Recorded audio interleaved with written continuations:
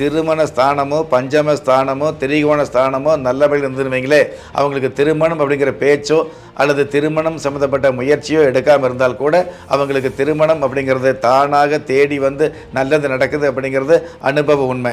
ஒரு மனுஷாலுடைய ஜாதகத்தில் நவ கிரகங்கள் சாதகமாக இருந்தது அப்படின்னா கண்டிப்பாக அவர் சந்தோஷமான வாழ்க்கையை, முன்னுதாரணமான வாழ்க்கையை, முன்னேற்றமான வாழ்க்கையை யாராக இருந்தாலும் வாழ முடியும்.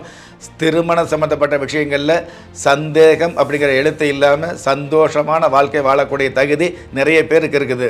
ஆனால் திருமணம் சம்மந்தப்பட்ட காலங்களில் சரியான வகையில் நீங்கள் சாஸ்திரம் அல்லது ஜாதகம் பார்க்கும் பொழுது உங்களுக்கும் சரியான பாதை, நீங்கள் பாதை மாறி போய்கிட்டு இருந்தால் கூட உங்களுக்கு நல்லதொரு காலம் கிடைக்கக்கூடிய, நல்லதொரு பாதை கிடைக்கக்கூடிய, நல்லதொரு மணமகள் அல்லது மணமகன் கிடைக்கக்கூடிய ஒரு மிகப்பெரிய மகத்துவம் உங்களுடைய ஜாதகத்திலேயே இருக்குது அப்படிங்கிறது உண்மை.